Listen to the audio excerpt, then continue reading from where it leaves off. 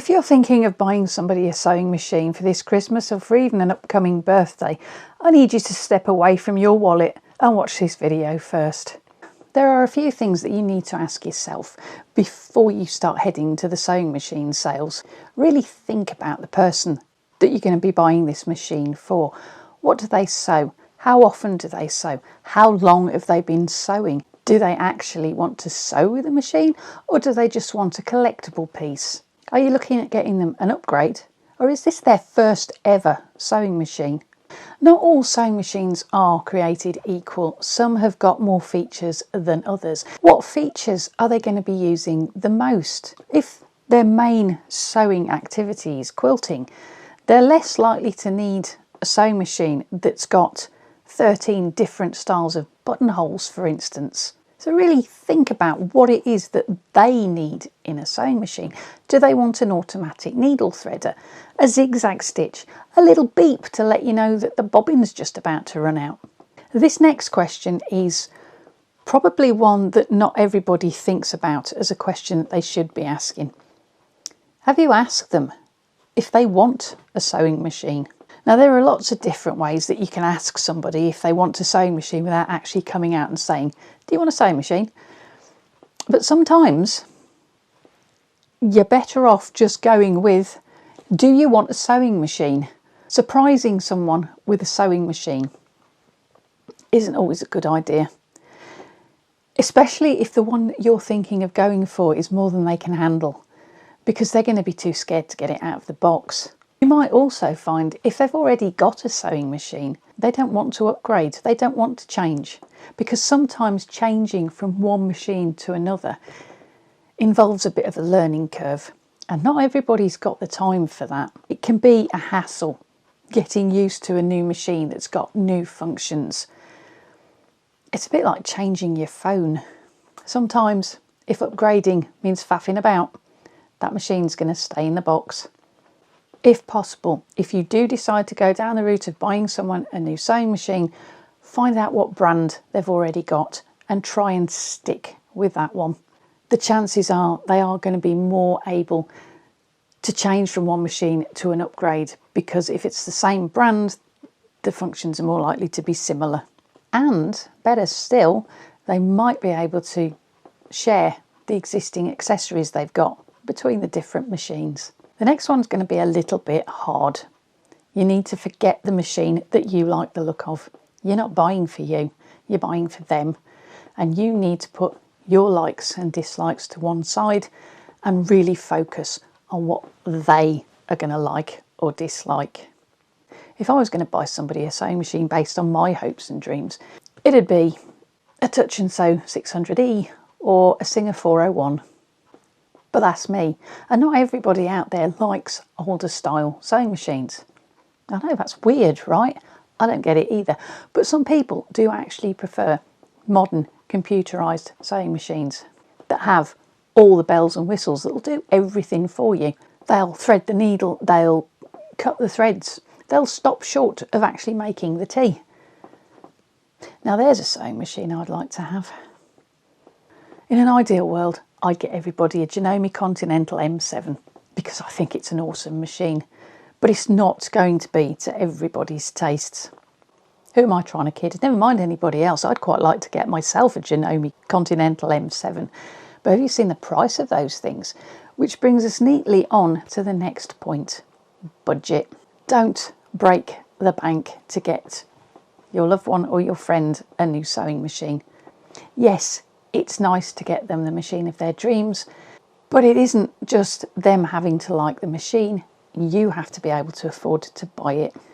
Once you've found out what your friend's sewing needs are, what their skill level is, and what features they're looking for, and you know what budget you're working to, you can start checking out those sewing machine deals. I've got a list of sewing machines coming up in this video that I think are worthy of consideration, and they're just examples of what's on offer. These will give you a better idea of what it is that you should be looking for. I'm basing the choice on availability, functionality and accessories. And by that I mean, can the brand use generic accessories, or are you stuck with brand specific accessories? There are some really good sewing machines on the market at the moment that haven't made this list because they do tend to be brand specific, like Bernina and Husqvarna. In contrast, if you go for a brand like Singer, Brother, Janome, you're more likely to be able to get accessories that go across the board for all the brands. Before we get into the ones that I think you should have a look at, there are a few machines out there that you should not go anywhere near at all, unless you want to put your loved one or friend completely off sewing for life. The machines that I'm talking about are the mini sewing machines like this one. I have a video on mini sewing machines. I'll put a link either on the screen up here or it'll be in the description box below as to what I actually think about these little gizmos. Let's get into the machines that I think you should be having a look at. First up, for beginners, the Brother XM2701. There are plenty of features on this one to help build a newbie sewist skills, with 27 built-in stitches, 6 sewing feet and a 1-step buttonhole. We also have a budget-friendly first computerised machine, the Brother CP60X. This one's got 60 built-in stitches, 7 sewing feet and 7 1-step buttonholes. Next up, we've got the Singer Quantum Stylist 9960. This is computerised sewing with 600 built-in stitches, 13 presser feet, 13 1-step buttonholes and an extension table for extra workspace. You've also got a speed control and a stop-start button, so you don't need to use the foot pedal. The Brother SE700 is a computerised sewing and embroidery machine the same as this one. But whereas this one uses a USB stick to load new embroidery designs onto it, the 700 is wireless. It also has 135 built-in embroidery designs, 103 sewing stitches, a 4x4 embroidery hoop and touchscreen display. The next couple of machines are a little bit more pricey and they're actually aimed at the more advanced sewist. We're looking at the Janome Skyline S6 with 196 built-in stitches, 91 needle positions and a maximum stitch width of 9mm. It also has the AccuFeed Flex fabric feeding system, which is really hard to say. The Janome Horizon Memory Craft MC9850 is a combined sewing and embroidery machine. It has 175 built-in embroidery designs, 200 built-in sewing stitches, 1-step needle plate conversion, which is brilliant, a full colour LCD touchscreen, and it comes with a choice of 2 hoops. The largest is 6.7 inches by 7.9 inches. Now this wouldn't be a Simply Stitchy video if I didn't cover vintage sewing machines. Vintage machines come in all shapes and sizes and all brands and models, and the one that you ultimately go for is probably going to be down to whatever's available in your particular area. The one thing that you do need to bear in mind if you're looking at vintage is a fancy term for used. You're literally buying second hand. Buying second hand is a really great idea, particularly if your budget is limited. There are some really great deals out there, but remember, people sell things, even sewing machines, for a reason. I've got some pointers to watch out for if you do decide to buy vintage or second hand. Always see the machine in person. Make sure it has the necessary bits and bobs with it, like the bobbin case, the foot control or the knee lever.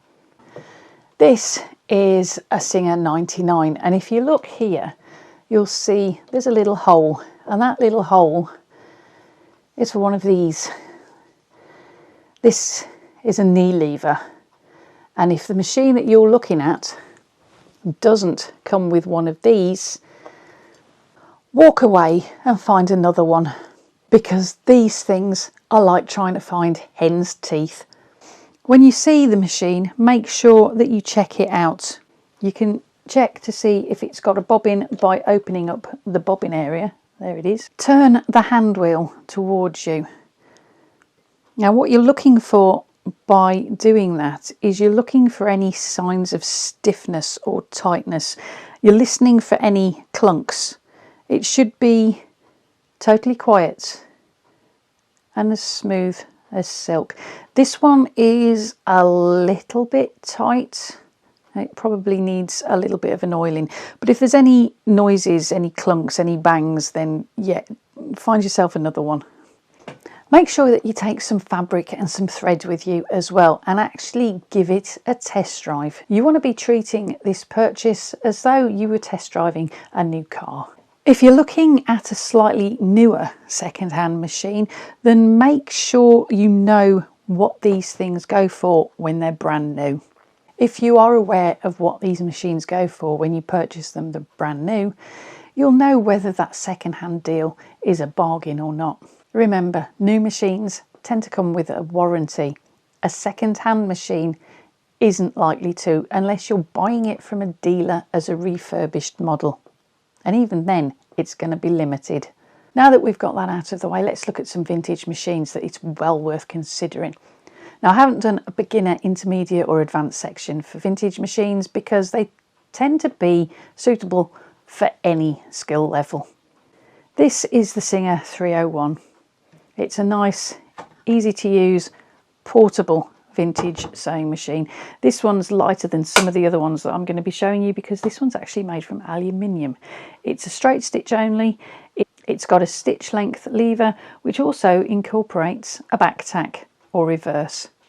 Next up we have Kenmore. Vintage Kenmores are incredibly sought after because they are known to be excellent workhorses. This particular Kenmore is capable of a straight stitch, it's got decorative stitches and it's also got reverse. If you do go for a Kenmore, try and get one that's from the 1970s or earlier. Next we've got the Singer 66. Now it doesn't really matter what age of Singer 66 you go for because these machines are fantastic. They're easy to use, easy to thread and simple to maintain. If you can't get the Singer 66, go for the Singer 99. This one is the same machine as the 66. It's just the 3/4 version, which means it's a little bit smaller, a little bit more compact and more portable. This one is a Singer 15. This is the benchmark on which most modern domestic machines are based. It's rock solid, it's easy to use, and it's able to sew through anything. I think I heard somewhere that somebody once sewed a tin can to prove how fantastic a Singer 15 was. Now I don't know if that's true. I can't actually remember where I saw it or where I heard it. If anybody else has seen or heard that, let me know in the comments. I don't actually recommend that you do try to sew a tin can, but I do know that the Singer 15 is one awesome machine, and everything that I've ever thrown at this machine, it's managed to sew it perfectly fine. Tin cans not included. This next section of machines is for those sewists that are advanced professional level. They're really serious about their sewing. For bag makers, we've got the Juki TL 2010Q. Now this machine isn't just for bag makers, it can also be used by quilters and general sewers. It's a semi-industrial straight stitch only, but it is capable of speeds ranging from 200 to 1500 stitches per minute. It's got an adaptable presser foot pressure, it's got automatic thread cutter and hands-free presser foot lifting. Next up, this machine is also ideal for general sewing and for quilting. It's the Janome MC 6650. It's a combination sewing and quilting machine with 172 built-in stitches, including 2 alphabets. It's got a memorised needle up and down function so that you can set the needle to down for easy pivoting or up for easy fabric removal.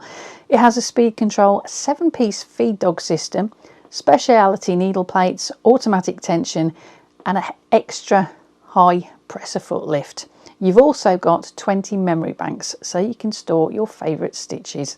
Last up, but by no means least, my absolute favourite dream machine, the Janome Continental M7. Now this machine is pricey, but oh my gosh, It has a large sewing area with 13.5 inches of workspace, an included extension table which can take that up to a whopping 26 inches of sewing room. This machine is ideal for people who do their own quilting at home.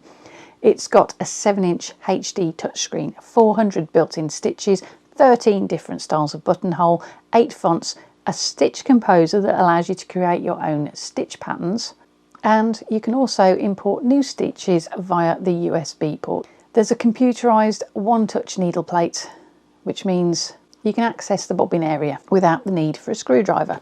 The machines in this video are just suggestions. They're my recommendations of the type of machines that you should be thinking about. There are other brands, models out there which have similar functionality and are of similar quality.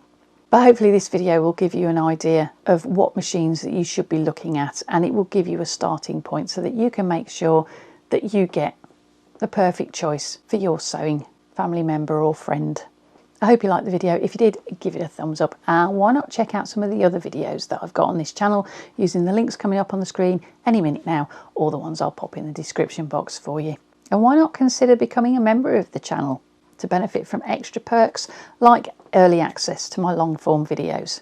Whichever video you go and check out next, hope to see you back here for the next one. In the meantime, whatever you're sewing it with, embrace your creativity and have fun. Thank you ever so much for watching. I'll see you next time. Bye for now.